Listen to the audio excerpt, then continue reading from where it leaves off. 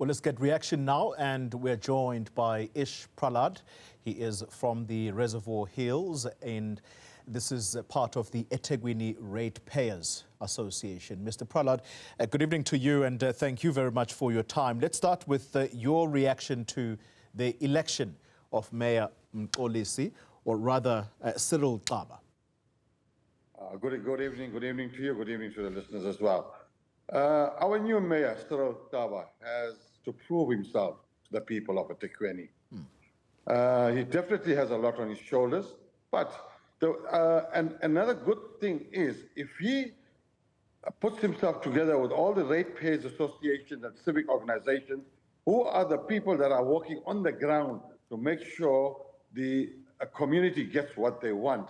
And if he puts his hands together and get all these organizations together, and he will definitely have a better idea of what's happening in eThekwini. He's going to take on staff at the moment that are totally useless. Okay, I mean, if you look at eThekwini at the moment, it is such a bad shape.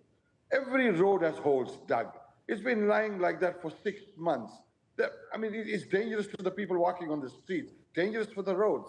Really, he has a lot on his shoulders. But if he joins hands with the voluntary ratepayers associations and the civic organizations, he will get more done in eThekwini, because we are here on the ground watching what the contractor, what the municipality, what the staff are doing during the course of the day. I was just listening to the story we played before we came to you. The analyst saying that Cyril Xaba may be a good person, but if surrounded by bad people, then not much is going to be done. Does that sink your heart a little bit when it comes to service delivery? Yes, it does. That's why I am saying is that if he joins the hands of the ratepayer and the civic organization, it will make his work lighter, number one, and we as organizations will help him to get the eThekwini back to his former glory.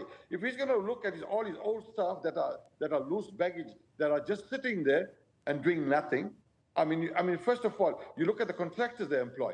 A contractor will dig a hole. He'll take 8 hours to dig that hole. Then he'll have no material. Then the next contractor will go sit 8 hours for the material.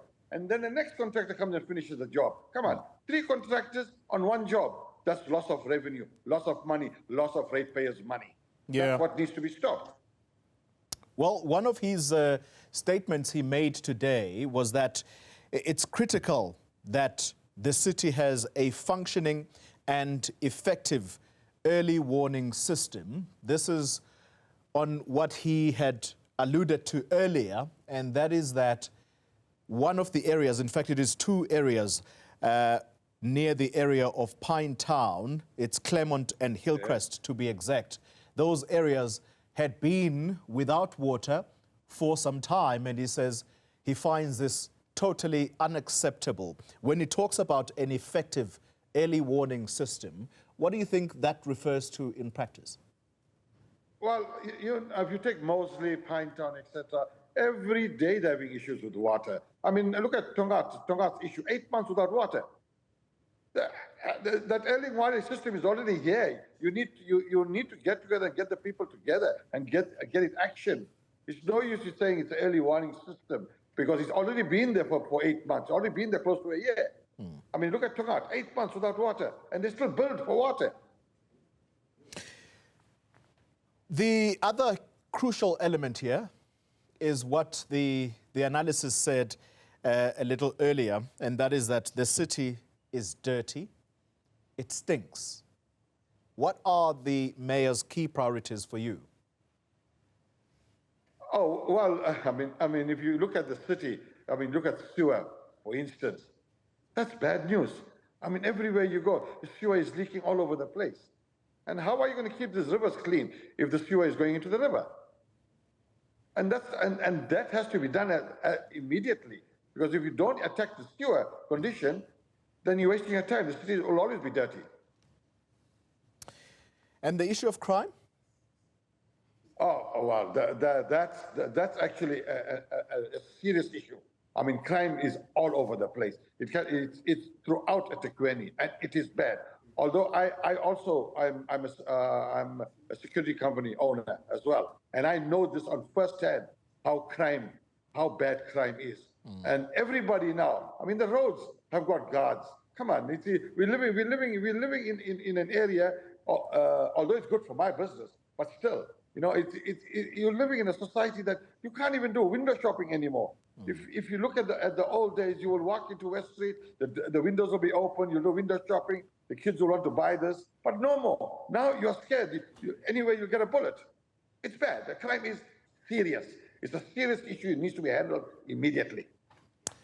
Let me get your final thoughts on the mayoral chain in the city of eThekwini, changing hands from one ANC member to the next. Is that a good or bad thing for you? Would you have wanted perhaps a different party? I mean, the province is run by the IFP. It's a completely different party from what the eThekwini residents have been used to over the years.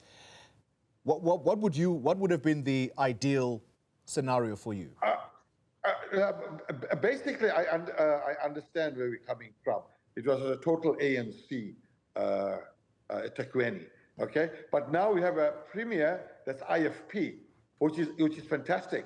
Now we have a mayor that's ANC. That's the GNU. That's fine. I got no issue with that. As long as the mayor Cyril Xaba proves himself and he does not become another Mayor Kaunda. That's it. So there is a multi-GNU at the moment. We got the DA, we got the Premier as an IFP, and we got the Mayor as an ANC. I don't think anything wrong with that. And from my knowledge, I think Cyril Xaba seems to be, as far as I know, he seems to be a very prominent person, a very attacking individual. Let's see how he does it. Let's give him a chance. Yeah. Parting shot, you speak about Mxolisi Kaunda. Yeah. He says he left a city that was financially healthy. Do you disagree with that? No. He left a city that was totally disabled. Totally disabled. So, I mean, that's why I say Mayor Cyril Xaba has got a lot of work to be done. And he needs help. We are here as organizations. We can help him. But he needs to put his foot forward and come to us and say to us, this is what we need to do. And we are prepared to help. And we need our eThekwini back to its former glory. Now. Not later, now.